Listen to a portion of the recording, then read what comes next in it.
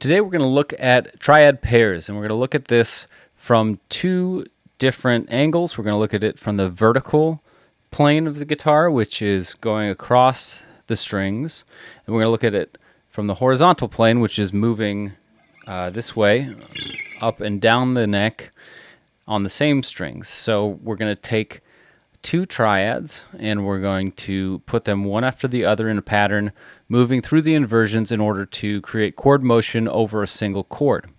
And we'll do this over a major chord and then a minor 7 chord to give you a couple different perspectives on how you could use this.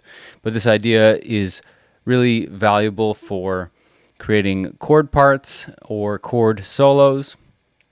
It's also good for soloing ideas where you can move up and down a scale in a different way using these triad arpeggios instead of just playing scalarly or something, some other way of soloing. So let's jump in, and before I do, I've got a PDF with some chord charts, and I'll have them on the screen as we go through this, but also you can go download the PDF for free at practicemakesbettermusic.com.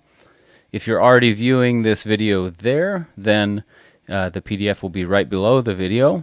But if you're watching on YouTube, then there'll be a link in the description that'll take you to my site, and you can download that for free. So you can print it out and practice later. So let's jump in to a close-up, and I'll walk you through this idea. Okay, so the basic idea of triad pairs is putting two different triads together that both fit into a single scale.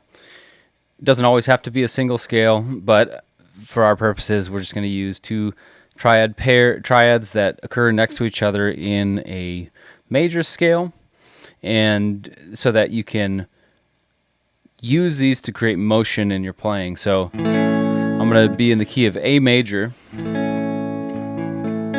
and I'm just going to be playing over just an A note. I'm not going to be actually changing the harmony that I'm playing over, but I'm going to be using A major triad and B minor triad. That'd be the 1 chord and the 2 chord in the key of A major to create a little bit of motion. And the way that this sounds is like this.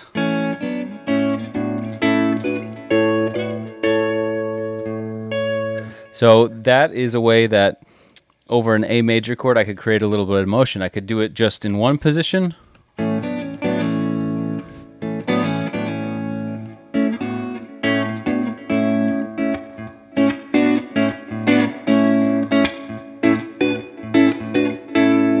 In any of those positions, I could create a little embellishment on an A major just by using this B minor as a passing chord.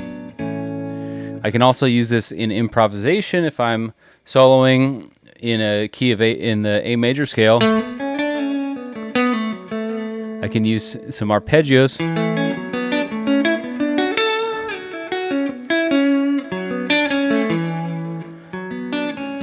Anytime I'm doing something like that, I'm using a triad pair.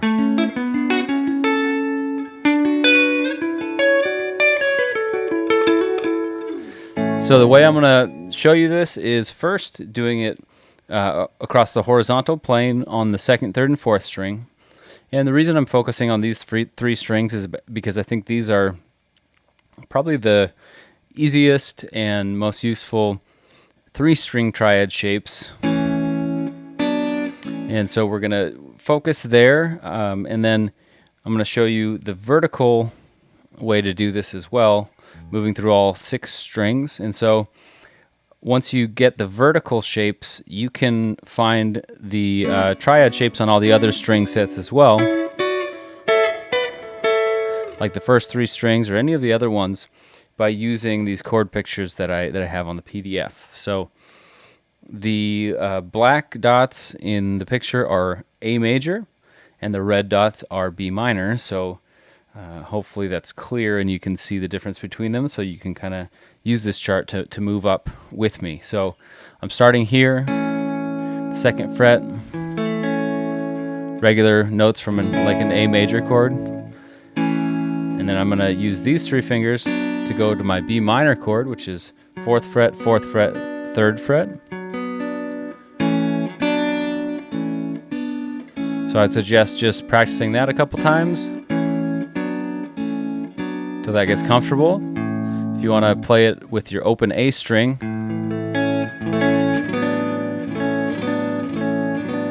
you'll be able to hear the underlying kind of home note or center of our harmony there, the A. Then I'm going to move up to the next inversion of the A chord. So this is going to be a root position A major chord, 7th fret, 6th fret, 5th fret. So if I go from here, it's my first 3, and then because I'm going from A major to B minor in all of these, I'm just moving my shape up a whole step and then dropping the 3rd each time I'm doing this. So from here, if I went to a B major, it'd be the exact same shape, but I'm dropping the note on the 2nd string, in this case, which is the 3rd, by a half step to make it a minor triad.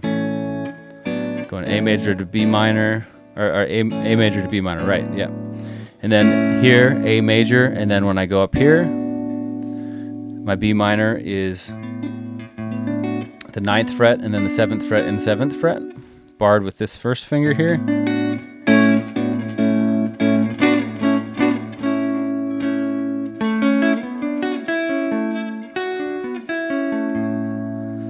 So the first 4.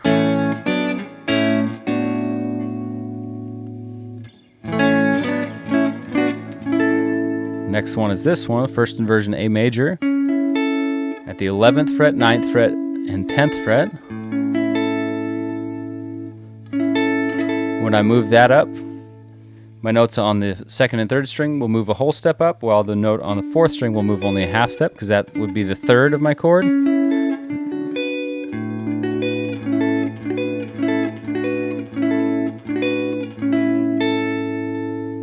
And then back down, let's see. Back down. So those are the 3 different inversions of this triad pair.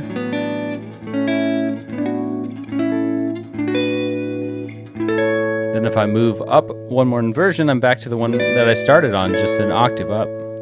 So the full exercise for this position is going to do just that, going A major, B minor, A major, B minor, A major, B minor, A major, B minor, to A major.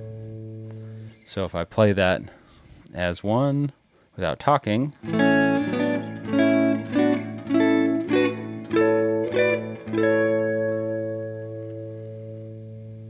so I'm strumming all down on these. You can do down up like this.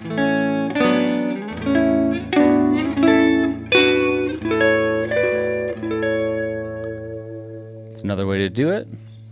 Or you can pick out the individual notes of the to make it kind of more of an arpeggio pattern, arpeggiated.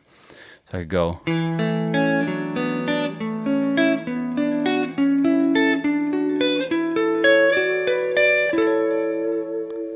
That was, I was picking from the lowest note to the highest note of the arpeggio. I can do it from the highest note to the lowest note.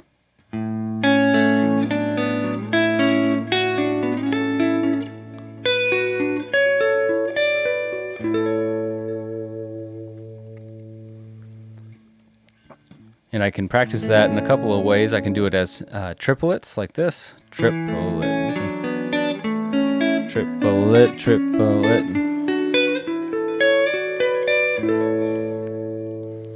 Or a little bit more challenging, I could do it as 16th notes, trying to accent the first beat of each measure, like this. I'll see if I can do it. 1 E and 2 E and 3 E and 4 E and 1 E and 2 E and 3, 4. So any of those ways to practice it would be helpful, but the main idea is to give you a pathway to travel across the fretboard over just a single chord using 2 different triads.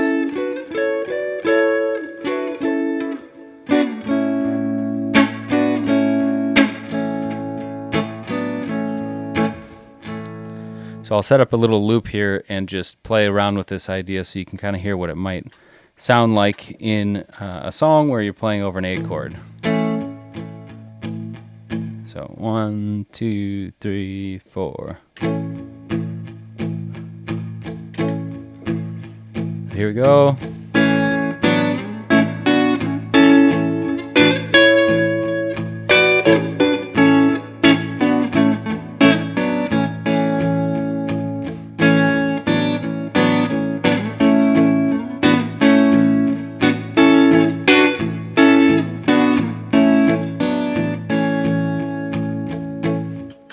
So those notes in the B minor chord, they aren't in the A chord, clearly, but they do work, especially when you use them like this as passing notes. I don't know if you noticed, but I was doing a lot of like kind of quick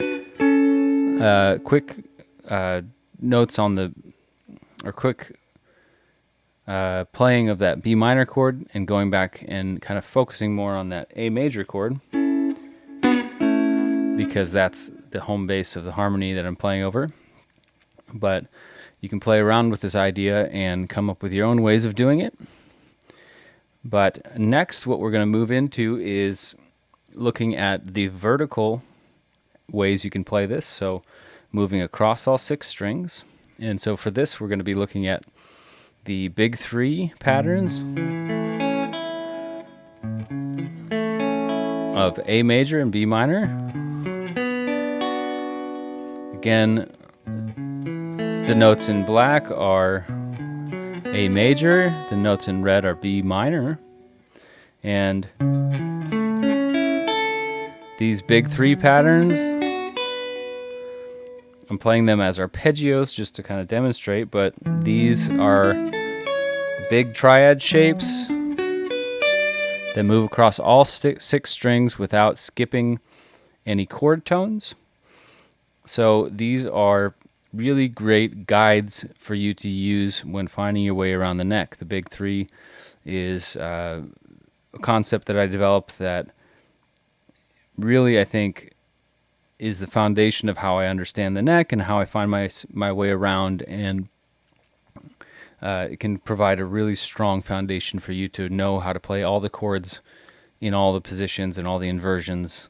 And so I'm going to demonstrate one way that these are really useful right now. So we're just going to use this to start.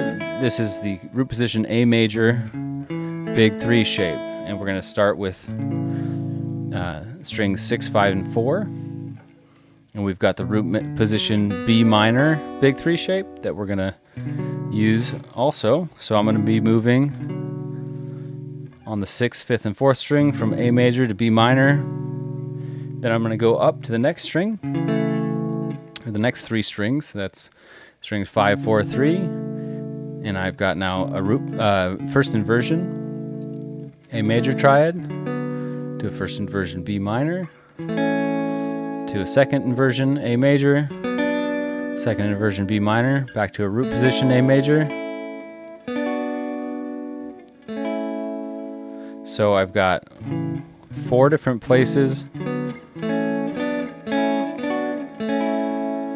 that I can play these 2 triads, this triad pair, in this one basic general position.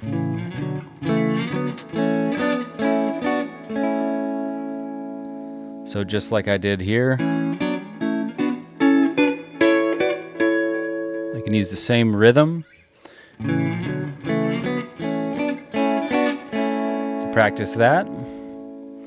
I can do it with the arpeggios.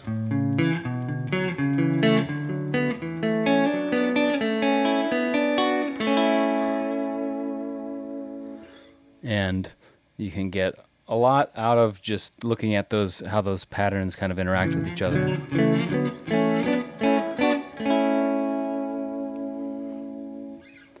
So that is the first position, using the vertical plane of the guitar and using these big 3 shapes to do that triad pair. The next one would be the first inversion big 3 shape for A major and B minor,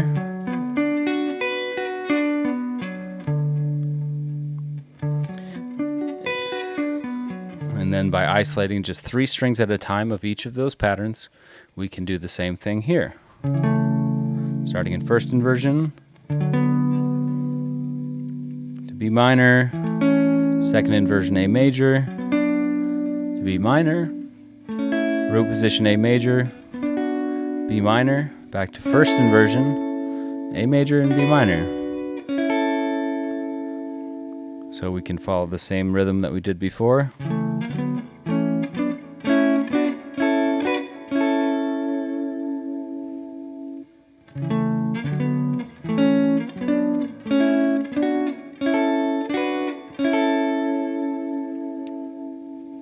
We can do arpeggiated again.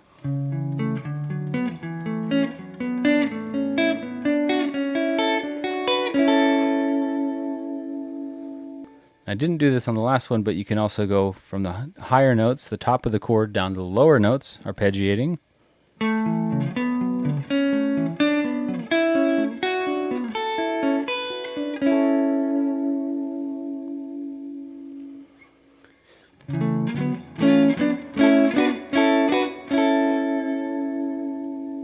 So we'll go back.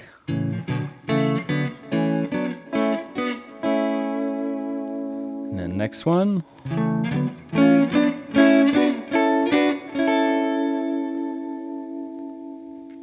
And then the third of the 3 big 3 shapes. You've got second inversion,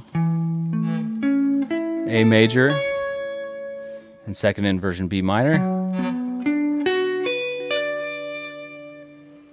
And again, we'll do the same thing, going from A major to B minor in second inversion, A major in root position, B minor, A major first inversion, B minor, A major second inversion, B minor,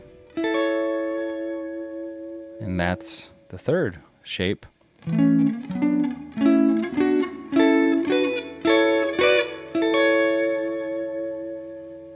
If we arpeggiate that from the bottom up,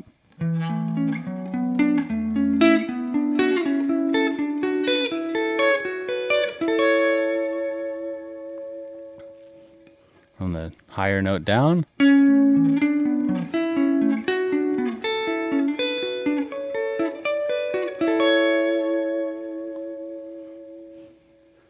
and so the applications of that, you can do just like before. You can do this as, use any chunk of these as a way to create motion in a chord, and you can move down or up in the vertical dimension. You can move down or up in the horizontal dimension on any of these string sets. But since we just went over the second, third, and fourth strings, I'll show you how I can kind of interchange these two. So I'm going to start down here, and I'm going to go up a little bit in the vertical plane, and then I'll use the horizontal plane a little bit, and I'm going to put on this loop just to kind of show you how I might use this. So here we go.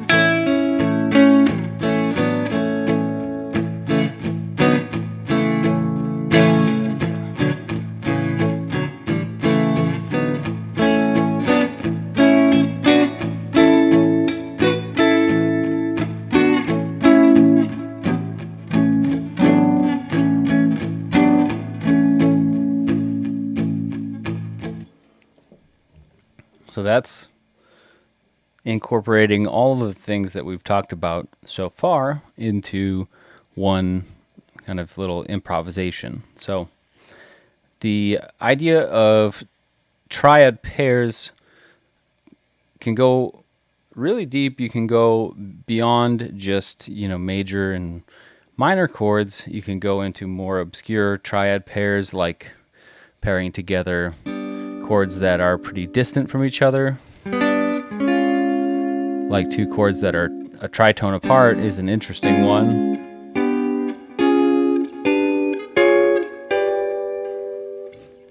as a way to go outside, but we're going to focus on one more really useful way to do this, one widely applicable way that you can insert this into your playing over a common chord. We're going to do an A minor 7 chord. And for this one, we're going to use a triad pair. We're not going to do an A minor triad. What we're going to do is we're going to go up to the relative major, which is C, and we're going to play a C triad paired with a D triad. And if you know anything about seventh chords and putting triads over a different bass note than the triad you're playing, if you play a C major triad over an A note, that gives you an A minor 7, because the notes in a C are C, E, and G. So the C triad is those three notes. And when we put those over an A note, those are the upper part of a minor 7 chord. So A minor 7 chord is an A, C, E, and G. So when we just play C, E, G, and if we're playing with a bass player or a keyboard player that's playing a bass note, the A, then C, E, and G has the sound of an A minor 7. So this is a way where triads become more applicable beyond just the 3-note chords. You can actually put a triad over a different bass note to create different 7th chords. So in this case, we're going to use C major triad and D major triad. And we're going to pair those in the same way that we did before with the A major and B minor. This time we're going to use these two over A minor 7 to create this kind of motion.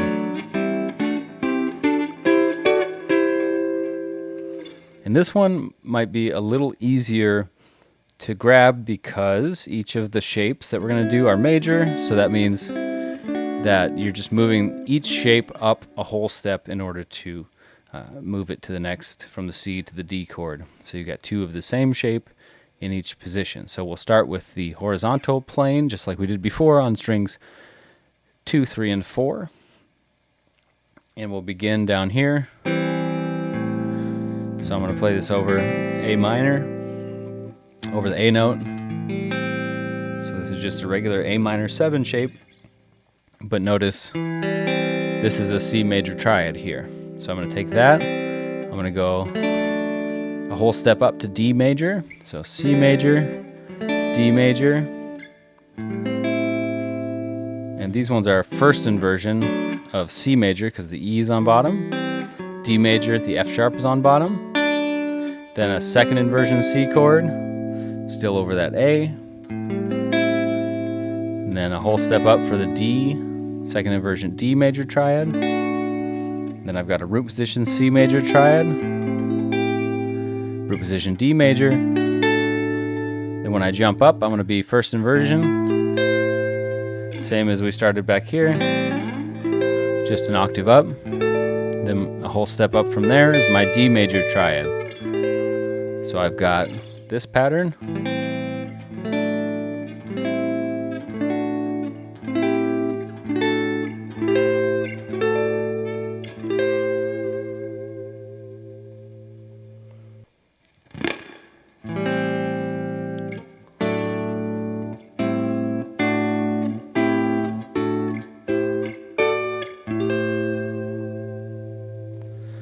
And this sound is kind of a Dorian sound.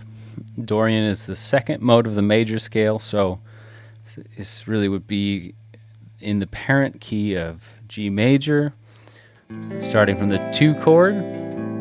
But a lot of times when you have a song that's sitting on a minor chord, you'll find that there are many instances where you'll be in kind of a Dorian type of sound rather than natural minor. Natural minor is also common, but that would be more like doing if you did C to D minor. But I'm going to do like I've been doing, we're going to do D major. So this is more kind of a Dorian sound. We could also arpeggiate that just like we did before.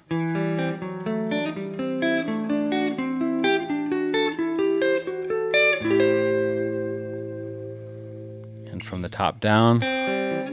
Oops.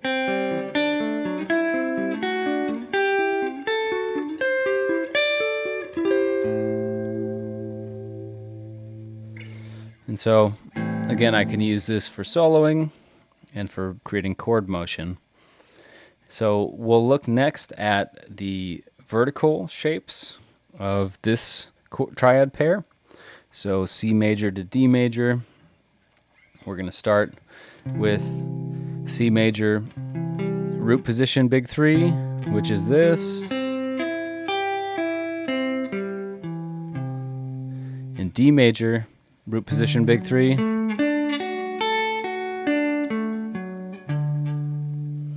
And we'll go through each string set, 6 5 4, then 5 4 3,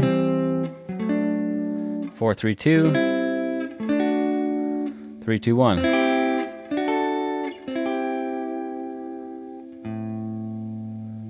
So if I go through those,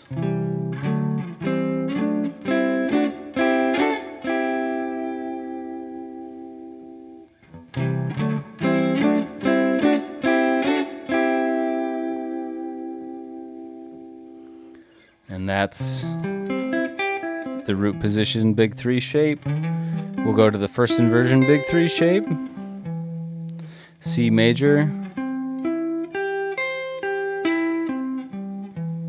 D major,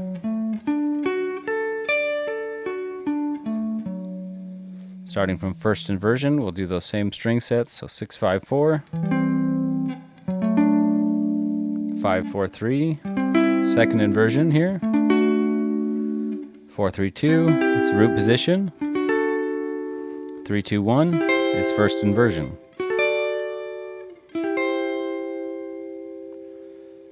So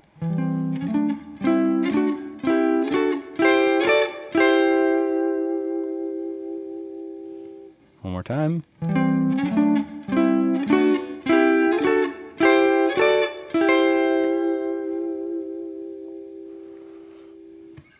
And there's the first inversion big 3 shape, moving 3 string shapes at a time.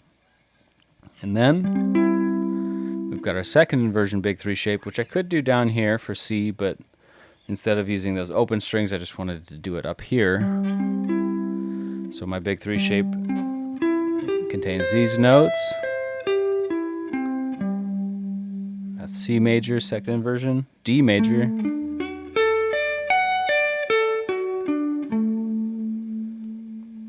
and if I do the same thing, string 6 5 4, that's second inversion, strings 5 4 3, that's root position, strings 4 3 2 is first inversion, and then strings 3 2 1 is second inversion.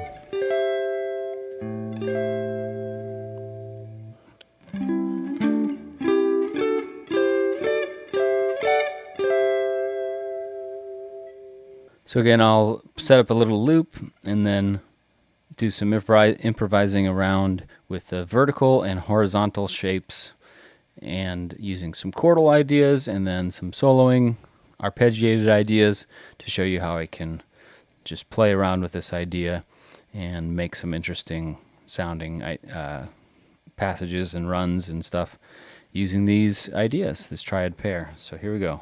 2 3 4. 3 4.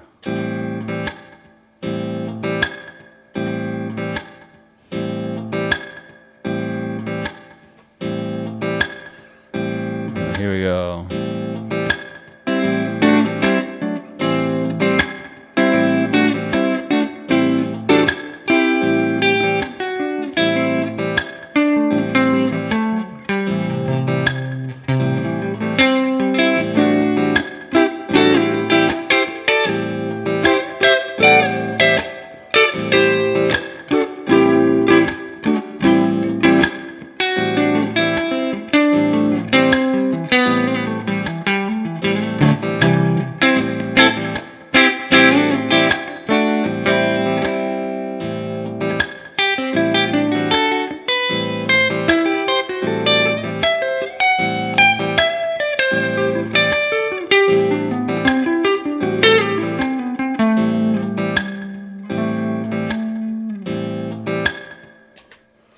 So I used a couple of things outside of that triad pair, but that is normal for what I would be doing in a solo when I'm incorporating this idea, because I don't want to just play the triad pair. I want to incorporate some scalar ideas, some other chords, maybe an additional triad, something that sounds good with what I'm playing.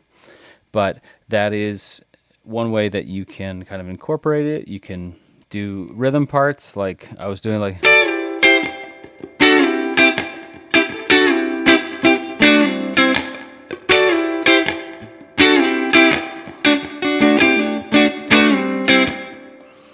you can also use it for soloing.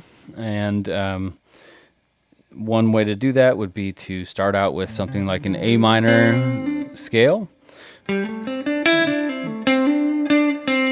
and then to use some of these triad pairs, some of the arpeggios from the triad pair, to kind of change up the way that you're approaching it and make a different sound. So if I'm playing kind of an A minor thing, then throw in a triad pair, then back to my A minor, maybe a Dorian, then I can jump back into a kind of a triad pair thing.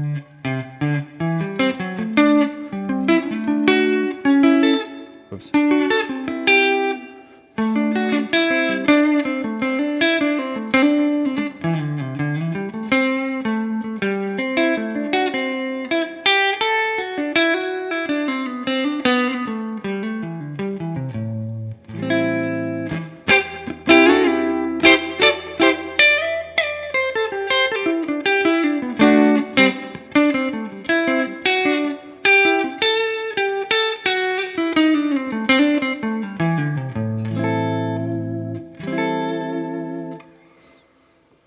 So those are just some of the ideas you could use to apply this concept.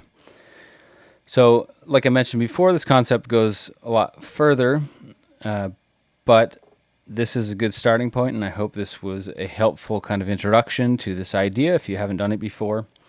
And again, go ahead and download the PDF and then spend some time with it. Try to come up with your own ideas of how you might be able to apply this idea and change keys, go into different keys. I've done A minor and A major here, but of course this applies to every key, and once you get really good with these shapes, you can change keys pretty easily, since guitar is a fairly simple instrument in regards to changing keys. We can just slide our chord shapes around to make different keys, whereas, say, piano, you gotta change all the different notes you're playing. Guitar has its own challenges and is in a lot of ways very difficult. I find it more difficult to really understand the ins and outs of music theory on the guitar, but as far as transposing to new keys, it's about as easy as it gets in the world of instruments. So that's, got to take your wins where you can get them, and that's one very nice thing about the guitar. When I'm on a gig and someone says, "Oh wait, actually, can we do this a half step down?" It's like, no problem. I'm just going to slide my shapes down a half step, and it's pretty easy to do that. So take these shapes and apply them to different keys. You can take like B minor and move all your shapes up a whole step.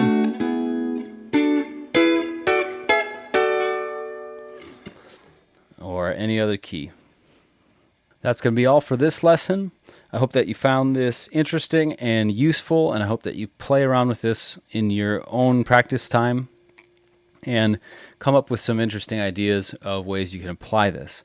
If you have a question, send me an email at trent@practicemakesbettermusic.com or leave it in the comments, and I will try to get back to you. But until next time, practice hard and remember to enjoy yourself along the journey as you practice and grow as a player. And I say that because you need to remember to enjoy the journey of learning music. It can be difficult and frustrating at times, and I totally get that because I also have the same trajectory. I've been very frustrated at different times, but also It has brought me overall an immense amount of joy to develop as a player.